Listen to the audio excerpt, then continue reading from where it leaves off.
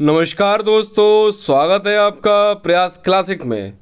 उम्मीद है आप स्वस्थ होंगे, मस्त होंगे। आज मैं आपके समक्ष लेकर आया हूँ यूपी डीएलएड से संबंधित प्रथम सेमेस्टर का पंचम प्रश्न पत्र, जिसका नाम है सामाजिक अध्ययन। यानी कि यह है हमारा प्रीवियस ईयर पेपर है, जो कि सन 2018 का है। ठीक है, सेम प्रश्न आपका छपने वाला प्रश्न है 2025 में, अर्थात जो कल आपका आएगा। यानी कि 2018 वाला ही पेपर आपको 2025 में देखने को मिलेगा। तो इसलिए आप हमारी वीडियो को शुरू से लेकर एंड तक बंद रहिएगा। ठीक है, जैसा कि आप देख सकते हो हमारा पेपर इस तरीके का राज्य शैक्षिक अनुसंधान एवं प्रशिक्षण परिषद उत्तर प्रदेश से लिया गया है, यानी कि SCRT से। BTC अर्थात DLED प्रथम सेमेस्टर परीक्षा 2018 पंचम प्रश्न पत्र सामाजिक अध्ययन, पूर्णांक 50 अंक और 2 घंटे का ये हमें मिलेगा। और 50 अंक का होगा। 50 अंक में से हमको 25 अंक लाना अति आवश्यक है। यदि 24 भी होते हैं तो हमारी बैक लगना अनिवार्य रूप से निश्चित है। ठीक है, यह हमारे कुछ दिशा निर्देशन है। देखिएगा क्या कहता है आपका। सभी प्रश्न अनिवार्य हैं एवं प्रत्येक प्रश्न के निर्धारित अंक प्रश्नों के सम्मुख दिए गए हैं। इस प्रश्न पत्र में 3 प्रकार के बहुविकल्पीय 3 प्रकार के प्रश्न है। पहला बहुविकल्पीय, अति लघुत्तरीय और लघुत्तरीय एवं बहुविकल्पीय अर्थात वस्तुनिष्ठ प्रश्न के सही विकल्प छांटकर अपनी उत्तर पुस्तिका में लिखें। अति लघुत्तरीय प्रश्नों के उत्तर 30 शब्दों में लिखने हैं एवं लघुत्तरीय प्रश्नों के उत्तर लगभग 50 शब्दों में लिखने हैं। यह है हमारा कुछ ब्यौरा है। यानी कि इसमें आपके 15 नंबर तो आपके ऑब्जेक्टिव के होंगे, लेकिन इस वीडियो में बता दूं कि आपको 40 अंक से लेकर 50 अंक तक आपको 100% वीडियो में मिल जाएंगे। तो इसलिए आप हमारी इस वीडियो को शुरू से लेके एंड तक अवश्य देखिएगा, ताकि आपको अच्छे नंबरों से आप सफल रह चुके। और उम्मीद है आपका कल का पेपर या आज का पेपर जो कल गया था बीता हुआ, वो काफ़ी बढ़िया गया होगा। ठीक है, तो कल के पेपर को बढ़िया करने के लिए आज की वीडियो देखें और शुरू से एंड तक बने रहेगा। और एक बार आप हमारे चैनल को सब्सक्राइब अवश्य कर लो, ताकि आपको नई वीडियो जल्द से जल्द प्राप्त हो जाए। ठीक है, देखिएगा पहला प्रश्न वस्तुनिष्ठ प्रश्न क्या कहता है।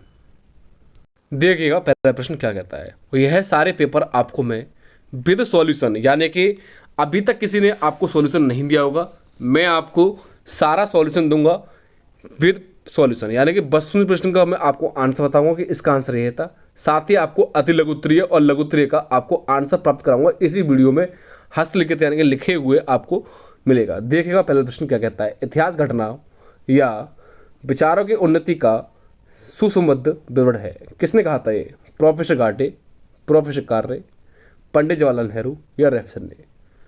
तो इसका रेफसन एकदम सही है।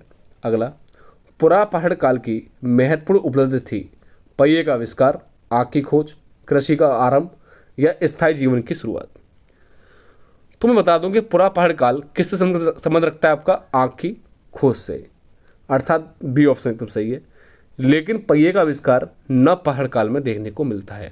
अगला प्रश्न है, पहिए का आविष्कार तो को फिर से पूछ लिया, तो पहिए का आविष्कार किससे? न पहाड़ काल में ही होगा। फर्स्ट ऑप्शन सही है तीसरे का। अगला, महापाषाण से तात्पर्य है धार्मिक अनुष्ठान से, उपकरणों से, प्रवर्त श्रृंखलाओं से या समाधियों से? बताइएगा। तो महापाषाण से तात्पर्य है समाधियों से, अर्थात डी ऑप्शन। नेक्स्ट, शाम का अर्थ है, तो शाम का अर्थ आपको आना चाहिए क्या है? गान, शाम गान, तो अर्थात डी ऑप्शन सही है। अगला, वेदांग कितने हैं? 7, 6, 5, 3। तो वेदांग बता दूं, वेदों को बताने वाले को हम क्या कहते हैं? वेदांग कहते हैं। वेदांग कितने होते हैं? 6, वेद 4, पुराण 18, उपनिषद 108। ये आपको आना चाहिए। ठीक है। अगला, वैदिक ग्राम का मुखिया कहलाता है कुल्प, ग्रामिक, ग्रामणी या विश्वती? बताइएगा। 7th का आपका ग्रामणी कहलाएगा, अर्थात सी ऑप्शन। सिंधु घाटी सभ्यता का मुख्य भोजन क्या था? बताइएगा। मुख्य भोजन क्या था आपका? गेहूं था, चावल भी था और जौ भी था। जौ को हम कहते हैं यव, ये पूछा गया है, तो इसका उपयुक्त सभी एकदम सही है। अगला, ऋग्वेद में अयस शब्द का प्रयोग हुआ है सोने के अर्थ से, चांदी के अर्थ से, तांबे के अर्थ से या लोहे के अर्थ से? नौ का, तो तांबे के अर्थ से हुआ है। नेक्स्ट, अभिधम पिटक किस बौद्ध संगति में संकलित किया गया है? प्रथम बहुसंगति, द्वितीय बहुसंगति, तृतीय या चतुर्थ। बौद्ध धर्म में लगभग आपको 4 बहुसंगतियाँ देखने को मिलती है, जिसका आपको कह सकते हो उसमें आपके कालाशोक भी थे, अशोक भी थे, सम्राट अशोक और कनिष्क भी थे। ठीक है, इस तरह से आए थे। और अजातशत्रु दूसरे नंबर के थे, यानी कालाशोक, अजातशत्रु, अशोक, कनिष्क इस तरह से आए थे प्रथम द्वितीय तृतीय बहुसंगतियों में। तो 10 की बात करूं तो आपका तृतीय बहुसंगति के अंतराल में आता है, और तृतीय बहुसंगति आपकी 251 ईसा पूर्व या 254 ईसा पूर्व को देखने को मिलती है। नेक्स्ट, सौरमंडल का मुखिया है, बताइएगा कौन है सौरमंडल का मुखिया? सूर्य है। सूर्य क्या है? एक प्रकार का तारा है। बाकी सब पृथ्वी, शनि क्या है आपके ग्रह हैं। चंद्रमा क्या है आपका? पृथ्वी का एकमात्र प्राकृतिक उपग्रह है, उपग्रह। नेक्स्ट 12, विश्व का सबसे गहरा महासागर है। पुनः पूछ लिया आपको, इससे प्रीवियस मैंने वीडियो कराई है, उसका लिंक मैंने इसके डिस्क्रिप्शन में दे दिया, वहाँ भी आपको ये प्रश्न इस तरीके से देखने को मिले। तो विश्व का सबसे गहरा महासागर कौन सा है? आपको 12 की बात करूं तो बताइएगा, तो प्रशांत महासागर है। अगला, नासा की स्थापना हुई थी, तो नासा की स्थापना कब हुई थी बताइएगा? नासा की स्थापना तो 1958 में। नगर पंचायत का कार्यकाल होता है 5 वर्ष का, और लास्ट ऑब्जेक्टिव है आपका 15 का। नगर निगम का सर्वोच्च निर्वाचित पदाधिकारी कहलाता है मेयर। दो इस तरीके से आपके इसके बहुविकल्पी के प्रश्न के उत्तर हैं, आप इसका स्क्रीनशॉट ले सकते हो। ठीक है, ले लिया हो आपने। अब आते हैं अति लघुत्तरीय प्रश्न। देखो विद सॉल्यूशन दे रहा हूँ मैं आपको, ताकि आपको आसानी हो समझने में और कल पेपर आप बेटर कर सकें। यह भी आपको एक एक अंक के देखने को मिलते हैं, एक एक अंक के, और यही कल आपको पेपर छपने वाला है। सरासर आपको यही पेपर कल मिलेगा देखने को। ठीक है, देखिएगा, कृषि का आरंभ किस काल में हुआ था? कृषि का आरंभ नवपहाड़ काल में हुआ था, वो बात सही है। यहीं से व्यक्तियों ने अपना घर बनाना शुरू किया था, स्थायी निवास। नेक्स्ट, मेसोपोटामिया किस भाषा का शब्द है? मेसोपोटामिया यूनानी भाषा का शब्द है, जिसका अर्थ है 2 नदियों के बीच का स्थान। अगला, हर्यक वंश की स्थापना किसने की थी? तो हर्यक वंश की स्थापना बिंबिसार ने 544 ईसा पूर्व में की थी। बिंबासुर का पुत्र अजातशत्रु, उसके बाद उदयन, और उसके बाद नागदशक। तो इसके एक ट्रिक है, हसीन, हा फॉर हर्यक वंश, सा फॉर शिशुनाग वंश, और ना फॉर नंद वंश। और भी है मासुक सात, मा फॉर मौर्य वंश, और सु फॉर शुंग वंश, और का फॉर कण्व वंश। उसके बाद सातवाहन वंश। ये ट्रिक होती है। नेक्स्ट है, नंद वंश का अंतिम शासक कौन था? Ghananand. Next, Grand Trunk Road किसने बनवाया था? तो Grand Trunk Road Shershah Suri ने बनवाया था। काफ़ी महत्वपूर्ण प्रश्न है आपका। ठीक है, तो Grand Trunk Road Shershah Suri ने बनवाया था, जीटी रोड कहते हैं इसे आजकल हम। अगला प्रश्न है, संपूर्ण वैदिक साहित्य की रचना किस समय काल के बीच में हुई थी? संपूर्ण वैदिक साहित्य की रचना लगभग 1500 ईसा पूर्व से लेकर 600 ईसा पूर्व में हुई थी। यानी कि मैं कह सकता हूँ कि वैदिक काल, जो वैदिक सभ्यता है, वैदिक, इसको 2 भागों में बांटा गया है। वैदिक सभ्यता को ऋग्वैदिक काल और उत्तर वैदिक काल। तो इसका ऋग्वैदिक काल का टाइम है आपका 1500 से लेकर 1000, इसका 1000 से 600 ईसा पूर्व। ठीक है, अगला, सिकंदर ने भारत पर आक्रमण कब किया था? 356 ईसा पूर्व में, 326 ईसा पूर्व में सिकंदर ने भारत पर आक्रमण किया था। उस टाइम सिकंदर का राजा कौन था? भारत का राजा पोरस था। और यह युद्ध आपका इन दोनों के मध्य काफ़ी देर तक चला, काफ़ी दिन तक, और बड़ी घमासान के साथ हुआ, जिसमें आपका मैं बता दूं, यह युद्ध नदी पूछा जाता है, किस नदी के तट पर हुआ था? झेलम नदी के तट पर। इसलिए इसको बेतस्ता का नदी, बेतस्ता के नाम से या हाइडे स्पीस के नाम से भी हम पुकारते हैं। अगला, जैन धर्म के 5 अणु व्रत क्या है? अहिंसा, सत्य, असत्य, ब्रह्मचर्य और अपरिग्रह। 24, बौद्ध धर्म का मूल आधार क्या है? 4 आर्य सत्य बौद्ध धर्म के मूल आधार हैं। वही गौतम बुद्ध जी ने अपने बूढ़ा व्यक्ति, सन्यासी, सब और बीमार व्यक्ति देखा था। उसी के कारण गौतम बुद्ध जी को क्या मन में विचलित हुए और अपना घर संन्यास ले लिया उन्होंने। आप लोग कमेंट करके बताओ कि गौतम बुद्ध जी ने अपना घर किस वर्ष त्यागा, और किस वर्ष के त्यागने के पश्चात उनको कितनी वर्ष के पश्चात उनको ज्ञान की प्राप्ति हुई। ठीक है, अगला, मापक के अनुसार मानचित्र कितने प्रकार के होते हैं? एवं उनके नाम लिखिएगा। मापक के अनुसार मानचित्र दो प्रकार के होते हैं, बड़ी मापनी के मानचित्र, छोटी मापनी के मानचित्र। ठीक है। अगला, दो अक्षांश की बीचों की दूरी कितनी है? 111 किलोमीटर। काफ़ी महत्वपूर्ण है। ग्लोब किसका प्रतिरूप है? ग्लोब पृथ्वी का प्रतिरूप है। अगला, नगर निगम की आय के स्रोत क्या है? नगर निगम की आय के स्रोत वाहन कर अर्थात टैक्स, गृह कर, होम टैक्स, जल कर अर्थात वाटर वाला। ठीक है, यह भी आपका 1 नंबर का है। अगला 29, जिले में परिवार का कल्याण के कार्य कौन करवाता है? जिले में परिवार कल्याण के कार्य को चिकित्सा अधिकारी यानी कि सीएमओ करवाता है। अगला 30 क्वेश्चन है, फरवरी कितने वर्ष बाद 29 वर्ष की होती है? तो फरवरी 3 वर्ष के बाद अर्थात चौथे वर्ष में 29 दिन की होती है। काफ़ी महत्वपूर्ण है। यानी कि जब लीप वर्ष होती है तो उस साल में लगभग 366 दिन होते हैं, लेकिन साधारण वर्ष में आपको 365 दिन देखने को मिलते हैं। यहाँ आपके अति लघु उत्तरीय और बहुविकल्पीय प्रश्न कंप्लीट हो चुके हैं, यानी कि आपके 30 नंबर यहाँ से एकदम कन्फर्म है। अब आते हैं 31 के बारे में। ठीक है, 31 में देखो बता देता हूँ इस तरीके से। इतिहास का अर्थ क्या है समझाना है आपको। ये 2 नंबर का है। इतिहास क्या है? पूर्व में घटित घटना को हम इतिहास कहते हैं। यानी कि हम कह सकते हैं कि पहले आपके डायनासोर 20 लाख वर्ष पहले आपके डायनासोर थे, तो इस तरीके से थे, उस तरीके से थे, ये करते थे। तो इसमें दे दिया अध्यावन प्रश्न संख्या, ये नहीं देखना। आदि मानव से आदिम मानव तक की विकास की प्रक्रिया, सारे विकास परिवर्तन लिखिएगा, इस तरीके से आएगा आपका।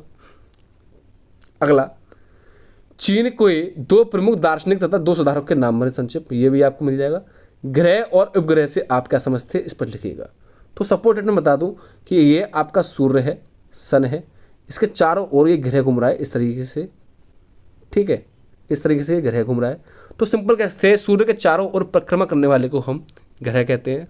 और साथ ही बता दूं जो ग्रह की परिक्रमा करते हैं ये आपका पृथ्वी के चारों ओर यानी ग्रह के चारों ओर उपग्रह घूम रहा है, जैसे हम कहते हैं उपग्रह। यानी कि वह आकाशीय पिंड जो सूर्य की परिक्रमा करता है उसे हम ग्रह कहते हैं। नेक्स्ट, वह आकाशीय पिंड जो ग्रह के साथ साथ सूर्य की भी परिक्रमा करे उसे हम उपग्रह कहते हैं। सूर्य क्या है? एक प्रकार का तारा है। ठीक है। अगला 35, मानव का संपूर्ण जीवन किन्हीं 4 आश्रमों में विभक्त था, प्रत्येक आश्रम की अवधि कितनी निश्चित की थी? यानी मानव का जो पूरा संपूर्ण जीवन है वो 4 वर्षों में था, 25-25 वर्षों में डिवाइडेशन कर दिया गया है। पहला है ब्रह्मचर्य आश्रम, इसकी अवधि जन्म से 25 वर्ष तक मानी जाती है। इसके अंतर्गत व्यक्ति विद्या अध्ययन करता है तथा वेदों का पाठ करता है। काफ़ी महत्वपूर्ण है, ये हर व्यक्ति को अपने जीवन में अपनाना चाहिए। उसके बाद 25 वर्ष के पश्चात आता है गृहस्थ आश्रम, इसकी अवधि 26 वर्ष से 50 वर्ष तक मानी जाती है। इसके अंतर्गत बालक विवाह के बंधन से बंधकर सामाजिक रीति का पालन करते हुए वंश वृद्धि का कार्य करता है। काफ़ी बेहतर है। उसके बाद थर्ड कहता है वानप्रस्थ आश्रम, अर्थात इस अवधि में 51 से 75 वर्षों तक मानी जाती है। इस आश्रम में व्यक्ति गृहस्थी का त्याग कर समाज कल्याण में के कार्यों में करता है और संन्यास की ओर उन्मुख हो जाता है। अगला संन्यास विश्रम, संन्यास आश्रम, इसकी अवधि 76 से आरंभ होकर मृत्यु तक, यानी जब तक वो उसकी मृत्यु प्राप्त न हो गए तक मानी जाती है। इसमें व्यक्ति घर परिवार को त्याग कर मोक्ष की प्राप्ति के लिए सन्यासी जीवन व्यतीत करता है। ठीक है, ये चीज़ आना चाहिए। अगला है काफ़ी महत्वपूर्ण प्रश्न है आपका 36, मौर्य साम्राज्य के पतन के कारण क्या थे लिखिएगा। तो मौर्य साम्राज्य के पतन के कारण मैं बताता हूँ कि आपको मौर्य साम्राज्य के संस्थापक थे चंद्रगुप्त मौर्य, उसके बाद इनके पुत्र थे बिंदुसार, उसके बाद सम्राट अशोक। इस प्रकार से आए थे। ये आए थे आपके 322 ईसा पूर्व से लेकर 298 ईसा पूर्व तक। ये आपके 298 मृत्यु आती है, उसके बाद 200 पर चलते हैं। ये राजवंश पे बैठते हैं आपके 269 ईसा पूर्व में। ठीक है, अशोक के समय पर ही कलिंग का युद्ध हुआ था 261 ईसा पूर्व में, जिसमें अशोक ने कलिंग की राजधानी तोसली पर अधिकार कर लिया था। और साथ ही बता दूं कि कलिंग के युद्ध के पश्चात अशोक ने ही हथियार छोड़ दिए थे। उसके बाद जितने भी शासक हुए वो अयोग्य शासक हुए। इसी प्रकार से कहा जाता है कि आपका मौर्य साम्राज्य का पतन होने लगा। हेडिंग के रूप में लिखना है अयोग्य उत्तराधिकारी। अशोक की मृत्यु के पश्चात कुणाल, दशरथ, संप्रति, सालिशक, देववर्मा, सद्धनुष तथा बृहद्रथ, यानी कि मौर्य साम्राज्य का अंतिम सम्राट बृहद्रथ उत्तराधिकारी हुए। परंतु ये लोग मगध के शासन को सुचारू रूप से नहीं चला सके, क्योंकि ये मगध पर शासन करने में अयोग्य थे। इस कारण मौर्य साम्राज्य का पतन हो गया। देखो मेरी आज थोड़ी तबीयत थोड़ी डाउन है, तो अभी मैं आपकी क्लास ले रहा हूँ ताकि आपका कल का पेपर बेटर हो जाए। ठीक है, आपका पेपर बेटर हो और मेरी तबीयत थोड़ी डाउन चल रही है, ख़राब चल रही है आज, तो अभी मैं आपका आज का पेपर ले रहा हूँ। तो इसलिए मैं चाहता हूँ कि आप कम से कम हमें मोटिवेशन दिखाने के लिए एक बार सब्सक्राइब, लाइक, कमेंट तो अभी कर दिया करो। कुछ ना तो एक बार कमेंट में हर हर महादेव तो लिख दिया करो या जय श्री राम। सब्सक्राइब कर दो, शेयर कर दो, इतना तो आप लोग कर सकते हो कि ताकि हमें मोटिवेशन प्राप्त हो जाए। ठीक है, हम भी आपके लिए इतनी मेहनत कर रहे हैं, तो एक बार आप इतना तो कर सकते हो। सब्सक्राइब तो आप लोग हमारे चैनल को कर ही सकते हो। ठीक है, हमारा लक्ष्य है कि कम से कम हमारे लगभग 750 या 780 सब्सक्राइब हैं, कम से कम 1000 सब्सक्राइब तो आप लोग हमारे करा ही सकते हो। 1000 तो काफ़ी हमें मोटिवेशन मिलेगा। ठीक है, इतना तो आप हमारे लिए कर ही सकते हो। 1000 सब्सक्राइब, ज़्यादा नहीं, बस 200 सब्सक्राइब चाहिए मुझे। ठीक है, हमारा भी कुछ भला हो जाए।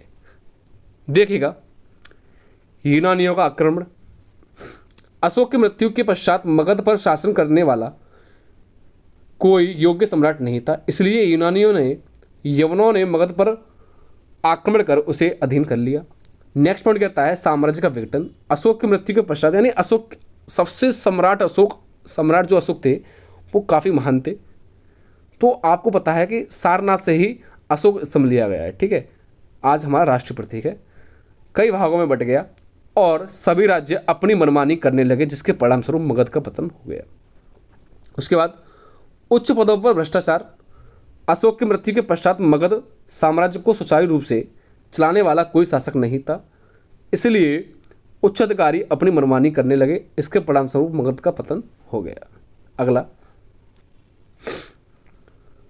पृथ्वी की आंतरिक क्रियाएं कौन कौन सी हैं? भूवर्ग में कार्य करने वाली शक्तियों की आंतरिक प्रक्रिया कहते हैं।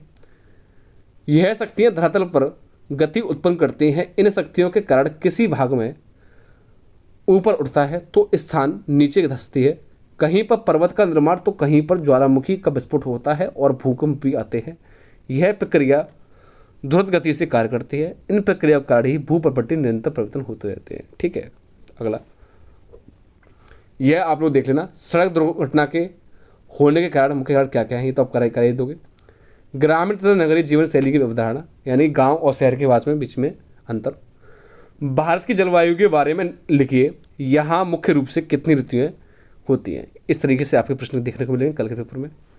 ठीक है, मेरी शुभकामना आपके साथ है। एक बार हमारे चैनल को आप लोग सब्सक्राइब अवश्य कर दो। आप लोग हमारे चैनल को सब्सक्राइब नहीं करते हो। ठीक है, हमारा मोटिवेशन है कि आप हमारे 1000 सब्सक्राइब कंप्लीट करा दो, बस कम से कम 1000 सब्सक्राइब हमारे कंप्लीट करा दो और लाइक अवश्य कर दो और कमेंट में एक बार जय श्री राम आप लोग लिख सकते हो, लिख दीजिएगा। आपका पेपर काफ़ी अच्छा जाएगा। ठीक है, मिलते हैं नेक्स्ट वीडियो में। मेरी शुभकामना आपके साथ है कि आपका पेपर काफ़ी बेहतरीन और बढ़िया और शानदार हो। मिलते हैं नेक्स्ट वीडियो में। धन्यवाद। जय हिंद, जय भारत।